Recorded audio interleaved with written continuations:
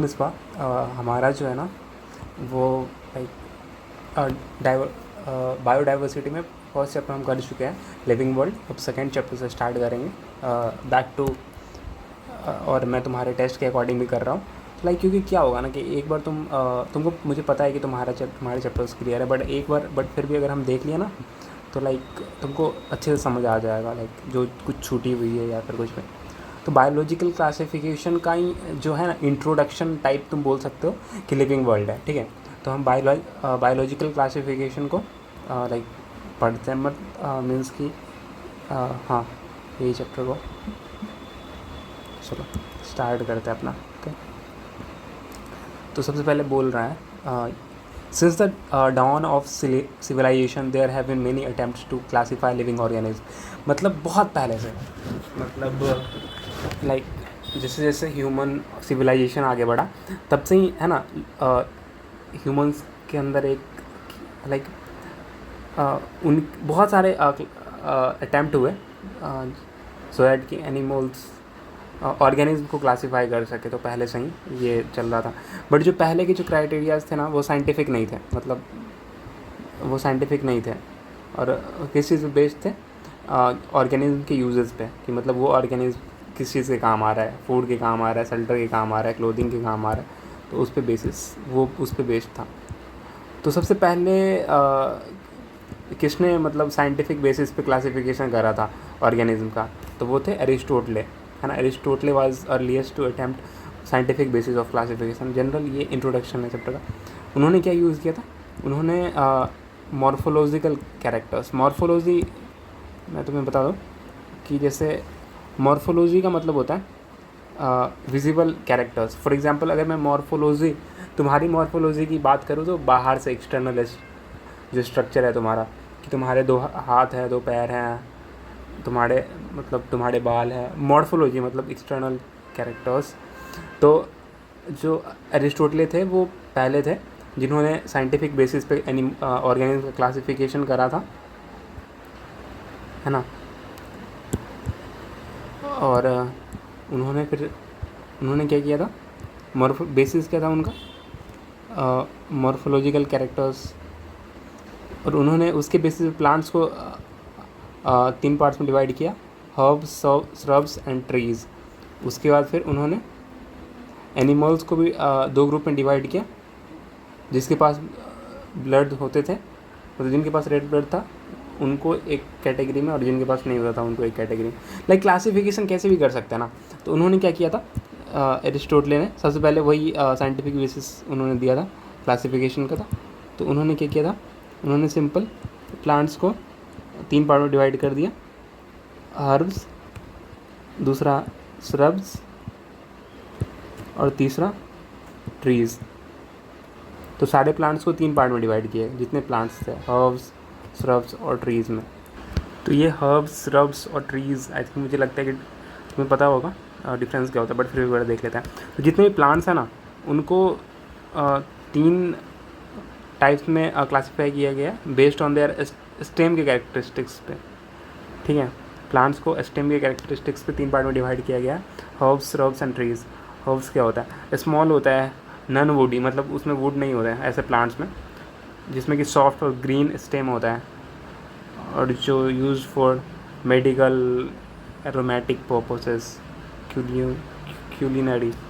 Herbs have few branches, कुछ branches होते हैं, and short life span of 1 और 2 seasons. Examples of herbs include wheat हो गया, पैडी हो गया, cabbage, tomato, mustard, radish flower, carrot, ginger, turnip, यानी ये सब हर्ब्स हैं। श्रब्स क्या होता है, स्मॉल मीडियम साइज्ड होते हैं, वुडी प्लांट्स होते हैं, woody plants with large broad leaves and stems with branch और at their base. Stem shrubs lack a thick hard trunk, मतलब बहुत ज़्यादा उनका तना मोटा नहीं होता है। फॉर एग्जांपल जैसे कि तुलसी का भी मुझे लगता है, तुलसी का हो गया, लेमन के पौधे, मतलब उतने बड़े विशाल पौधे नहीं होते हैं, है ना। हर्ब्स तो बहुत छोटे छोटे, जैसे घास वगैरह सब हो गया हर्ब्स। फिर श्रब्स जैसे झाड़ियाँ वगैरह होते छोटे छोटे, मतलब बहुत बड़े प्लांट नहीं होते, छोटे होते, थोड़े वुडी भी होते हैं, बहुत मोटे नहीं होते हैं, बहुत जैस्मिन, ये सब। फिर ट्रीज़, टॉल वुडी प्लांट, जितने बड़े बड़े प्लांट्स जो देखते हैं ना हम लोग, बड़े बड़े, बहुत बड़े बड़े, मोटे मोटे जिसके तने होते हैं, वुडी प्लांट्स जो होते हैं, जैसे कोकोनट हो गया, बैनियन हो गया, वो सब ट्रीज़ होता है।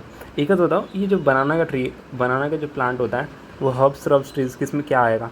तो श्रब्स होता है वो, क्योंकि उसमें नॉन ग्रीन होता है ना। फिर या फिर हर्ब्स में आता है। सर्च करता हूँ, बनाना प्लांट इस हर्ब और श्रब। बनाना का जो प्लांट होता है ना, वो हर्ब होता है, और वो ट्री और श्रब नहीं होता, इसलिए क्योंकि उसमें जो है ना, उसमें ग्रीन होता है, लाइक उसमें वुड नहीं होता है। ये जो पौधा है बनाना का, हाँ, तो तुमको देखा हो, ये इसमें वुड है ही नहीं, इसलिए इसको हर्ब बोलते हैं, हर्ब। डिफरेंस क्या है हर्ब्स, श्रब्स और ट्रीज़ में? डिफरेंस ये है मेन कि हर्ब्स जो होता है ना, वो उसमें वुड नहीं बनता है, वो ग्रीन ही होता है। जैसे कि घास हो गया, तो घास में थोड़ी बनता है ना, और बहुत सारे प्लांट होंगे। उसके बाद श्रब्स क्या होता है, जिसमें वुड बनता है, पर मतलब बहुत बड़े प्लांट नहीं होते हैं, और उनका जो ट्रंक होता है, मतलब जो तना जो होता है, वो बहुत मोटा नहीं होता है। फॉर एग्ज़ाम्पल श्रब श्रब और ट्रीज़ पता ही है, जो जनरली हम देखते हैं ना, हमारे ये झाड़ियाँ वगैरह जो बनाते हैं, ये सब श्रब्स वगैरह सब है। लाइक ये जो प्लांट्स वगैरह जितने छोटे छोटे होते हैं, जो इसमें थोड़ा वुडी, लाइक उनके जो स्टेम होते हैं वो थोड़े वुडी होते हैं, बट बहुत मोटे नहीं होते हैं, जैसे छोटे छोटे प्लांट झाड़ियाँ वगैरह जो बनाते हैं। तो डिफरेंस दिया, इट वाज समथिंग डिफरेंट। और ट्रीज़ तो तुमको पता ही है, ट्रीज़ हाँ, इतने हैवी प्लांट्स, तो ये सब ट्रीज़ हैं। लाइक ये इसलिए इन जनरल, बिकॉज समझना ज़रूरी है ना सारे पॉइंट्स को, सो आई डिड। तो एरिस्टोटल पहले थे जिन्होंने, देखो पहले ना, मतलब पहले से ही ह्यूमंस ट्राई करते आए हैं कि जितने भी ऑर्गेनिज्म हैं उनको क्लासीफाई क्यों करें, इससे बहुत कन्वीनियंट होता है ना सारे ऑर्गेनिज्म के बारे में, लाइक डिटेल्स रखना, उनके बारे में जानना, समझना, पढ़ना, बताना थोड़ा इजी रहता है, इसलिए पहले से ही क्लासिफिकेशन का बहुत सारा अटैम्प्ट हुआ और लिविंग ऑर्गेनिज्म को क्लासीफाई करने का। पर वो साइंटिफिक नहीं थे, वो किस चीज़ से बेस्ड थे कि वो ऑर्गेनिज्म का क्या यूज़ है, जैसे कि वो अगर फूड के लिए में आ रहा है, या फिर शेल्टर के लिए आ रहा है, या फिर क्लोथिंग के लिए आ रहा है उसमें। तो उसके बाद फिर बाद में साइंटिस्ट आए एरिस्टोटल, जिन्होंने क्या किया, उन्होंने कोशिश किया कि उनको साइंटिफिक बेसिस पे क्लासीफाई करते हैं। तो उन्होंने किस चीज़ के बेसिस पे यूज़ किया था, उन्होंने मॉर्फोलॉजिकल कैरेक्टर्स के बेसिस पे जितने भी प्लांट्स थे उनको हर्ब्स, श्रब्स और ट्रीज़ में क्लासीफाई किया उन्होंने। और जितने भी एनिमल्स थे जो मोटाइल वगैरह सब जो तुम देखते हो, जितने भी जानवर थे, उन सबको क्या किया, उन सबको लाइक दो ग्रुप में डिवाइड किया। और जिनके पास रेड ब्लड सेल्स थे, मतलब रेड ब्लड जिनके पास रेड ब्लड था, उनको एक कैटेगरी में, जैसे कि हम लोग हो गए हैं, और जितने भी सॉरी यार क्या दर्द हो रहा है, और जितने भी एनिमल्स होंगे जिनके पास रेड ब्लड होगा, उनको एक कैटेगरी में डाला। और जितने एनिमल्स जिनके पास रेड ब्लड नहीं है, फॉर एग्जांपल कॉकरोच की बात करें तो उनका ब्लड रेड नहीं होता है ना, हाँ, तो उनको जैसे वैसे एनिमल्स को एक ग्रुप में डाला, समझ गए? अब आगे बढ़ते हैं। उसके बाद फिर लाइक 2 किंगडम क्लासिफिकेशन के, लाइक ये देखो होते रहा है, बट इसमें हाईलाइट जो जहाँ लाइक, क्योंकि बहुत होता है ना, इतने लंबे टाइम से चल रहा था, और तो प्रोग्रेस होता रहता है ना, ऐसा ग्रेजुअल चेंज नहीं होता है, प्रोग्रेस चलता रहता है। एक और साइंटिस्ट आए होंगे और उन्होंने तो वो ऐसे करते हैं। तो उसके बाद फिर बात करता है कि 2 किंगडम क्लासिफिकेशन किसने फर्स्ट टाइम प्रपोज किया था। तो कार्लस लिनियस ने 2 किंगडम क्लासिफिकेशन सिस्टम दिया था। और इसके अंदर क्या था, ये प्लांट्स, जितने प्लांट्स थे और ये तो एनिमल्स थे, वो सब थे इनके अंदर 2 किंगडम के अंदर, मतलब 2 प्लांट किंगडम और animal kingdom. Classification of organism into plants and animals was easily done and was easy to understand, but large number of organism did not fall in either category. Hence, two kingdom classification failed for a long time, was become inadequate. देखो उन्होंने दो kingdom तो बना दिया था, plant और animal, ठीक है, और उसमें सारे प्लांट्स और एनिमल्स है ना, मतलब उस टाइम भी क्या, जैसे देखो हम लोग हैं एनिमल्स है, ठीक है, तो हम लोग इजीली क्लासीफाई कर सकते हैं कि हाँ ये एनिमल है, और फिर जितने पेड़ पौधे को देखते हैं तो उनको हम लोग प्लांट में डाल दिए, और जितने एनिमल्स को देखे उनको हम एनिमल किंगडम में डाल दिए। लेकिन उसके अलावा भी इतने सारे ऑर्गेनिज्म थे ना, जैसे कि फंगाई हो गया, है ना, बैक्टीरिया, यूनिसेलुलर ऑर्गेनिज्म थे इतने सारे, तो उनको कहाँ रखे हैं, तो वो एक वो एक इशू था। इसलिए क्या हुआ ना, उसके बाद फिर ये जो टू किंगडम क्लासिफिकेशन था, तो उसमें क्या था वो क्योंकि दो किंगडम क्लासिफिकेशन जो बना था वो सिंपल मॉर्फोलॉजी के बेसिस पे कि हाँ ये प्लांट है, ये एनिमल, देख करके हाँ बता सकते हैं ना, रोड पे बाहर में जाए तो हमको दिखता है कि हाँ ये प्लांट है, ये एनिमल में डालेंगे, मतलब ये प्लांट्स है, ये एनिमल है, तो इजीली, जैसे कि काउ एनिमल है, गधा, कुत्ता, बिल्ली, ये सब इजीली देख करके बोल सकते हैं कि हाँ ये एनिमल है, तो इसको एनिमल में डाल, और ये पेड़ पौधे जितने हैं तो वो इजीली पता चलता है, मॉर्फोलॉजी देख करके ही पता चलता है कि इसको प्लांट में डालना है, इसको एक एनिमल किसको किस में डालना है। उसके बाद फिर क्योंकि ये सिंपल मॉर्फोलॉजी के बेसिस पे ये करते थे, तो इसीलिए मॉर्फोलॉजी के अलावा भी ना जैसे कि अदर कैरेक्टरिस्टिक्स को इन्वॉल्व करना ज़रूरी लगा, जैसे कि सेल का स्ट्रक्चर हो गया, क्योंकि साइंस आगे डेवलप हो चुका था, तो सेल स्ट्रक्चर हो गया, नेचर ऑफ वॉल हो गया, मतलब कुछ जैसे कि पता चला कि हाँ ऑर्गेनिज्म में न्यूट्रिशन कैसे क्या क्या होता है ऑर्गेनिज्म सब, पर जब पता चला तो साइंटिस्ट ने सोचा कि क्यों ना इसको और बेहतर तरीके से क्लासीफाई किया जाए, तो ये याद कर लेना, मतलब थोड़े एक दो वर्ड पढ़ना है ना, cell structure, nutrition, habitat, methods of reproduction, evolutionary relationship, तो इन सबको इन्वॉल्व करने का क्लासिफिकेशन के अंदर एक मतलब लगा कि हाँ करना चाहिए। तो फिर this system did not distinguish between, हाँ, और क्योंकि ये वाला जो टू किंगडम सिस्टम था तो वो यूकैरियोट्स और प्रोकैरियोट्स के बारे में डिफरेंस नहीं बताता था, unicellular, multicellular, photosynthetic green algae and non photosynthetic fungi, तो इन सब, इसलिए फिर क्या हुआ, टू किंगडम क्लासिफिकेशन किया, फिर 3 और 4 किंगडम क्लासिफिकेशन भी प्रपोज किया गया साइंटिस्ट के द्वारा। ये तो मैंने एक्स्ट्रा ऐड कर दिया क्योंकि जो हमारा NCERT बुक है ना, वो टू किंगडम क्लासिफिकेशन से सीधे जंप कर गया 5 किंगडम क्लासिफिकेशन के ऊपर, लेकिन उसके बाद बीच में ऐसा थोड़ी था, मतलब NCERT में नहीं दिया हुआ है, लेकिन मैंने ये लाइन ऐड कर दिया कि 3 और 4 किंगडम क्लास, मतलब जैसे कि सबसे पहले क्या था, प्लांट और एनिमल किंगडम था, उसके बाद शायद प्लांट किंगडम, एनिमल किंगडम, और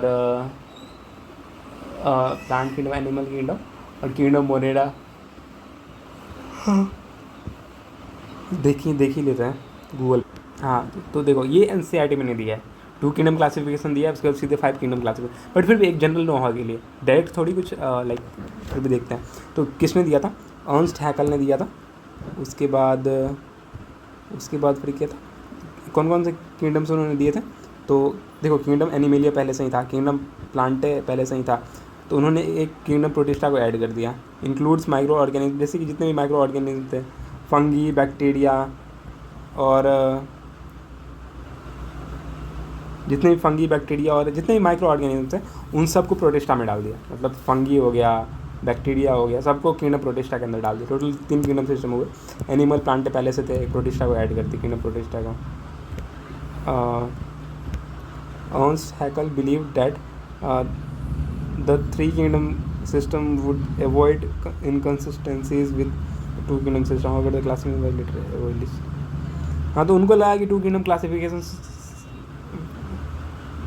मतलब 2 किंगडम क्लासिफिकेशन उतना सही नहीं था, तो फिर उन्होंने 3 किंगडम क्लासिफिकेशन सिस्टम दिया, लेकिन फिर 3 किंगडम सिस्टम भी उतना एडिक्वेट नहीं लगा, मतलब उनको भी फिर हटा दिया गया, फिर 4 किंगडम क्लासिफिकेशन आया। देखते हैं 4,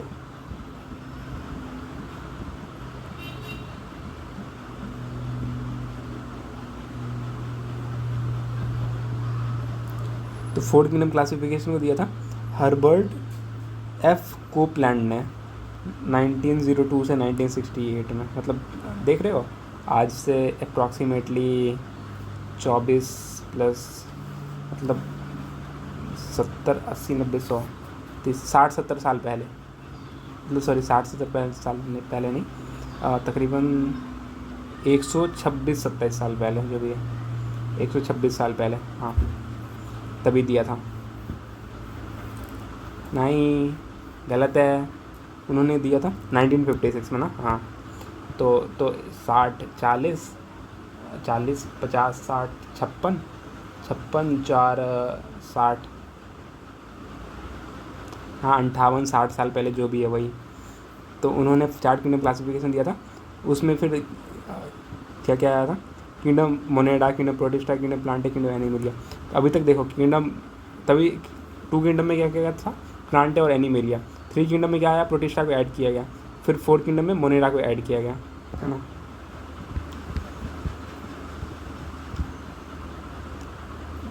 तो इस टाइम पे कैसे था, लाइक फंगाई कहाँ पे,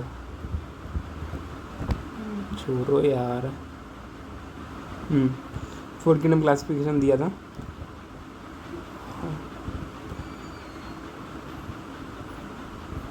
इसमें क्या था, तो किंगडम मोनेरा में क्या था, यूनिसेलुलर और filamentous prokaryotes such as bacteria, mycoplasma and cyanobacteria. मैं फिलामेंटस का मतलब समझाता हूँ, आगे रुक जा। क्या होता है लाइक, तो इसके अंदर क्या था, यूनिसेलुलर फिलामेंटस प्रोकैरियोट्स। मोनेरा के अंदर क्या था, प्रोकैरियोट्स थे, जैसे कि बैक्टीरिया, माइकोप्लाज्मा और साइनोबैक्टीरिया। और किंगडम प्रोटिस्टा के अंदर क्या था, unicellular eukaryotes. Kingdom Plantae multicellular autotrophs, ये छोड़। हाँ, तो 4 किंगडम हो गया, उससे फिर 5 किंगडम क्लासिफिकेशन आया, मतलब एक किंगडम ऐड किया गया, किंगडम फंगाई, है ना। तो 5 kingdom classification was propose by 5 kingdom classification किसने प्रपोज किया था, R.H. विट्टेकर ने 1969 आई थिंक। R.H. विट्टेकर ने दिया था 1969 में 5 किंगडम, 1969 में, हाँ। देखो मैं इसमें तुमको स्लो लग रहा होगा, बट मुझे लगता है कि एक बार डिटेल में समझना ना, पॉइंट को थोड़ा ध्यान से सुनना, तो बहुत हेल्पफुल रहेगा। जब तुम दोबारा से पढ़ोगे तो तुमको क्लैरिटी मिलेगा कि हाँ कैसे क्या। कोई बात नहीं, 1-2 बार सुनो, थोड़ा सा टाइम लगेगा, बट कोई बात नहीं, 1 शॉट मतलब 2-3 घंटे में तो चैप्टर एटलीस्ट, तो इससे बहुत क्लैरिटी मिलेगा। तो चलो आगे बढ़ते हैं। तो 1969 में R.H.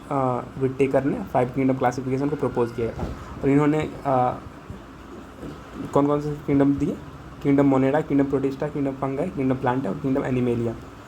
तो मेन क्राइटेरिया क्या था क्लासिफिकेशन का, मतलब क्लासिफिकेशन जो उन्होंने किया था तो किस बेसिस पे किया था, तो उन्होंने जो बेसिस जो था वो था सेल का स्ट्रक्चर, बॉडी का organisation, mode of nutrition, mode of reproduction और फाइलोजेनेटिक रिलेशनशिप्स। तो ये कुछ कैरेक्टर्स थे, है ना, जैसे कि सेल स्ट्रक्चर।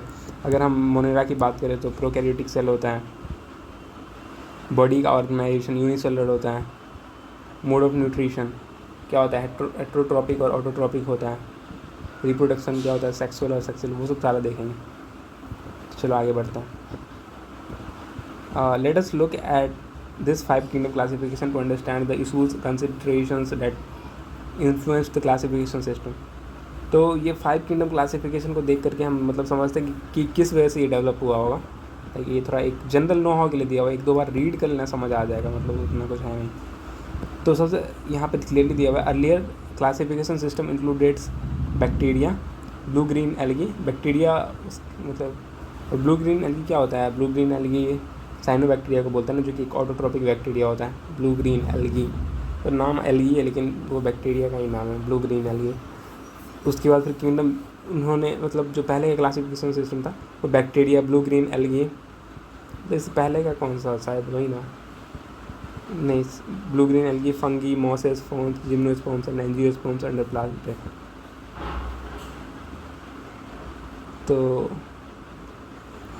हाँ सबको प्लांट्स के अंदर है। और characters that unified them, cell wall in their cells. तो देखो बेसिस क्लासिफिकेशन क्या होता है, किसी भी बेसिस पे क्लासीफाई किया जा सकता है।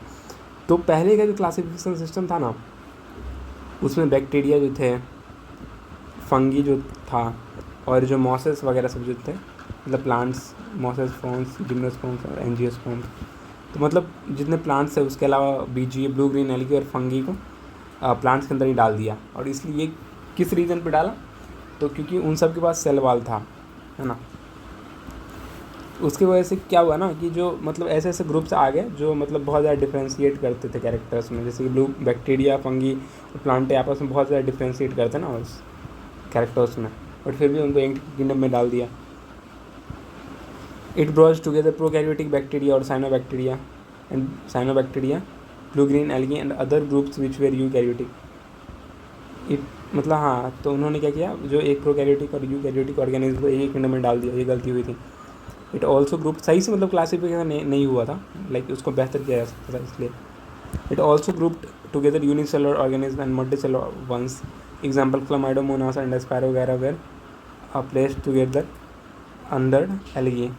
Classification did not differentiate between heterotrophic group.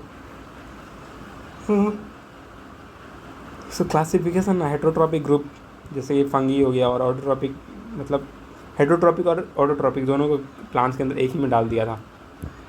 तो they also showed a characteristic difference in their walls composition. हाँ, और जैसे कि जो फंगी मतलब फंगी का जो सेल वाल है उसका कंपोजिशन अलग होता है, ग्रीन प्लांट्स का जो मतलब फंगी में काइटिन का होता है ना मेनली सेल वाला, और प्लांट्स में सेलुलोजिक होता है, और फिर बैक्टीरिया के भी अलग होता है।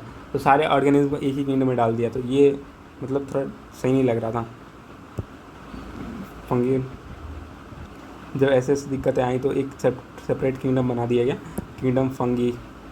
All prokaryotic organism were grouped under kingdom Monera and unicellular eukaryotes organism were placed under kingdom Protista. जितने भी यूनिसेलुलर प्रोकैरियोट्स थे, यूनिसेलुलर प्रोकैरियोट, उनको किंगडम मोनेडा के अंडर डाल दिया गया, मतलब एक नया किंगडम बनाया गया किंगडम मोनेडा। और जो जितने भी सिंगल सेलुलर यूकैरियोट्स थे उनको किंगडम प्रोटिस्टा के अंडर डाल दिया। उसके बाद बात करें जितने भी प्रोकैरियोटिक ऑर्गेनिज्म थे ना, ये तो हो ही चुका है। किंगडम प्रोटिस्टा में क्या हुआ, क्लमाइडोमोनास, क्लोरेला, जो कि अर्लियर एल्गी में प्लेस्ड थे, मतलब प्लांट्स के अंदर। वैसे भी हम क्लमाइडोमोनास और क्लोरेला को पढ़ते हैं ना प्लांट्स के अंदर ही, लेकिन दोनों क्या है मतलब यूनिसेलुलर ऑर्गेनिज्म्स हैं, यूनिसेलुलर यूकैरियोटिक ऑर्गेनिज्म। पहले तो प्लांटे में थे पर उनको फिर किंगडम प्रोटिस्टा के अंडर डाल दिया गया। लेकिन इनफैक्ट अभी भी हम इसलिए दिया हुआ है कि boundaries of kingdom Plantae is not, नहीं किंगडम प्रोटिस्टा इज नॉट, क्या बोलते हैं उसको, इज नॉट, नींद आ रही है बहुत।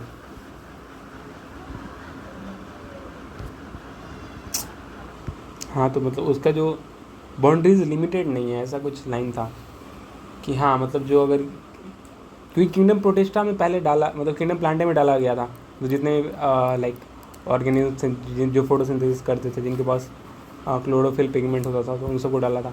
वैसे पता नहीं मैं क्या बोल रहा हूँ, लेकिन हाँ सही बोल रहा हूँ, पता नहीं तुमको समझ आ रहा है कि नहीं आ रहा है। तो फिर बाद में जब नया किंगडम बना तो लाइक किंगडम प्रोटिस्टा था, फिर उसको किंगडम प्रोटिस्टा में डाला गया। बट स्टिल भी हम पढ़ लेते हैं, किंगडम प्लांटे के अंदर ही भी पढ़ते हैं, मतलब उसके अंदर ही पढ़ लेते हैं, जैसे कि क्लोरेला और क्लमाइडोमोनास है ना एल्गी के अंदर, एल्गी।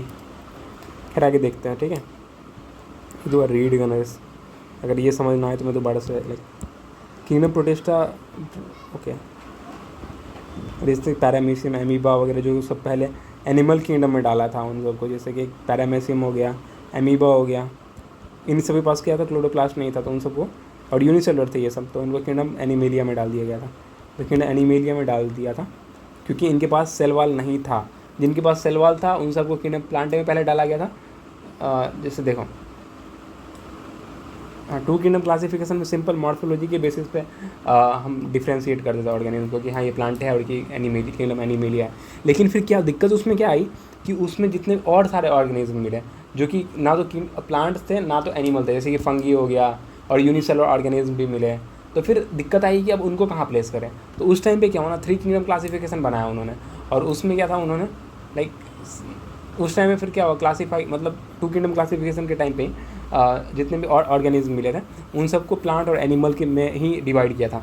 प्लांट में किसको डाला था, जिनके पास जो सेल वॉल है उसके अंदर मतलब जिनके पास सेल वाल है उनको प्लांट्स में डाल दिया, जिनके पास सेल के अंदर सेल वाल है उसको प्लांट्स में डाल दिया, और जिनके पास सेल वाल नहीं था उनको एनिमल्स के अंदर डाल दिया।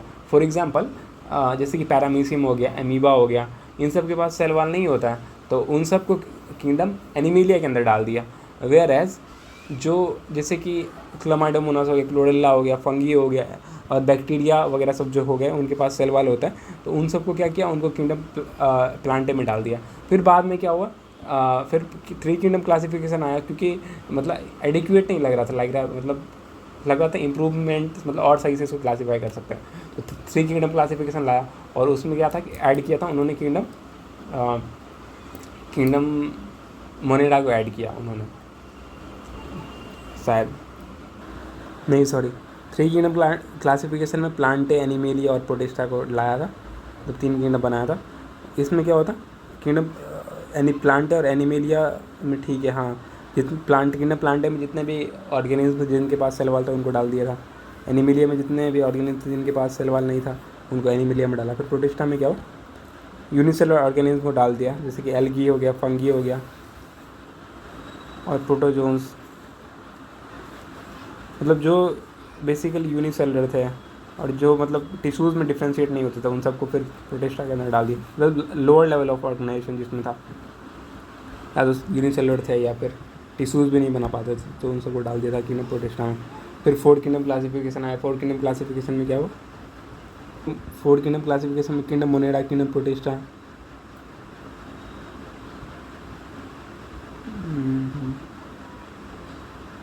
मोनेरा, प्रोटिस्टा, प्लांटे और एनिमेलिया, 4 किंगडम आया। इसमें मोनेरा में क्या किया हुआ उन्होंने प्रोकैरियोट्स को डाल दिया था। और अभी शायद मुझे लगता है कि जो फंगी उनको प्रोटिस्टा के अंदर ही रखा था शायद। तो 4 किंगडम क्लासिफिकेशन के टाइम पे कंफ्यूजिंग कर रहा है ब्रो।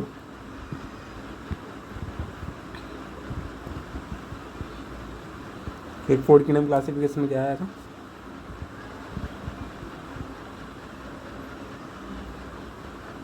फिर छोड़ो। 4 किंगडम क्लासिफिकेशन में फिर क्या हुआ, फिर उन्होंने प्रोटिस्टा को ऐड किया था। अभी तो क्या था, 3 किंगडम में था प्लांटे, एनिमेलिया और मोनेरा। 4 किंगडम में Plantae, animalia, Monera and protista. फिर 5 किंगडम क्लासिफिकेशन आया, जिसमें कि एक और किंगडम ऐड किया गया, फंगी, है ना।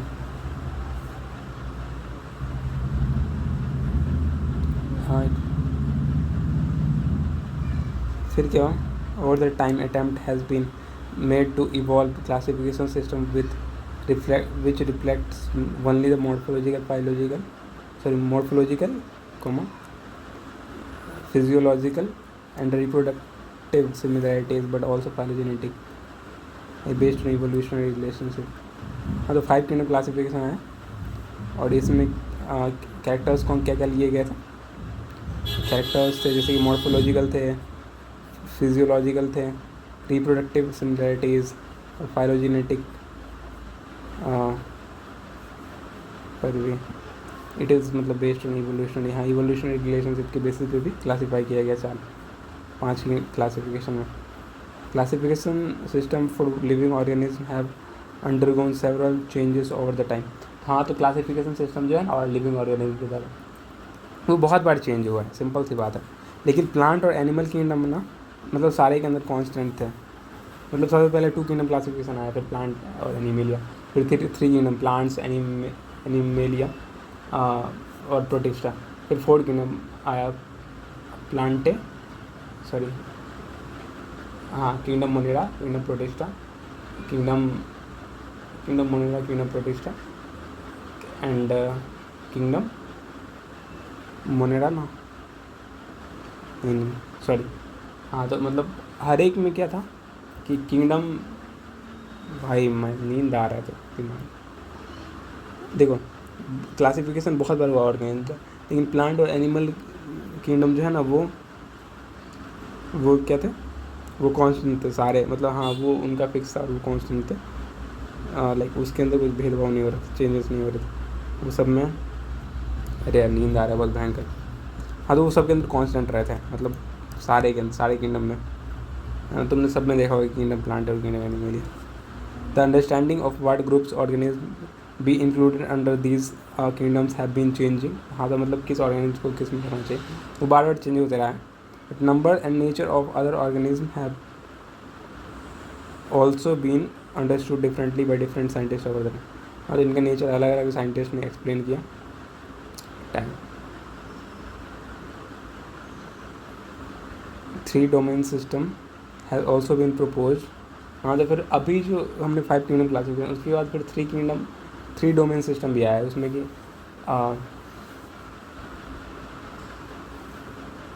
तो ये किंगडम मोनेरा को क्या करता है, किंगडम मोनेरा जो किंगडम प्रोटिस्टा है उनको 2 ग्रुप में डिवाइड करता है और किंगडम और फिर हाँ, तो प्लांट और एनिमल के हर एक किंगडम के अंदर कॉन्स्टेंट थे, वो नहीं हटे। नंबर एंड नेचर ऑफ मतलब हाँ, वो 2 किंगडम जो है वो थे ही हमेशा, तब चेंज नहीं हुए उनका। The understanding of ward groups organism been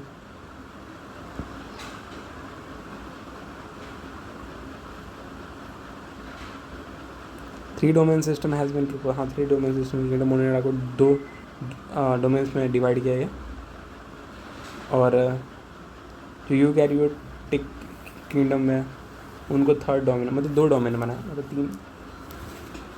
3 domain system. उसमें एक अपने घर वालों के लिए मतलब घर फैमिली मेम्बर्स के लिए, दूसरा चलिए मैं क्या बोल रहा हूँ मैं पागल। किंगडम मोनेरा जो कि प्रोकैरियोट्स हैं उनको 2 पार्ट्स में डिवाइड कर दी और 2 डोमेन के अंदर, और जो तीसरा और लास्ट डोमेन बचा उसमें सारे एनिमल्स को मतलब सारे मेल्स को। In this chapter we will study characteristics of kingdom Monera, Protista, Fungi, Plantae और एनिमेलिया। तो इस चैप्टर में हम वही 5 किंगडम के बारे में पढ़ेंगे, मोनेरा, प्रोटिस्टा, फंगी, प्लांटे और एनिमेलिया। ये कि क्विक इंट्रोडक्शन था। आई होप कि तुमको इतना समझाने के बाद थोड़ा सा मैं रिक्वेस्ट करता हूँ कि पूरा वीडियो देखना, ध्यान से सुनना सारी चीज़ों को, और कहीं पे दिक्कत लगे और ऐसा लगे कि सही से एक्सप्लेन नहीं हुआ ये लाइन, तो प्लीज़ मुझे वहाँ पे पॉइंट आउट करना, मैं कोशिश करूँगा कि उसको सही से रिजॉल्व कर दूँ। या फिर अगर तुम्हें अपने से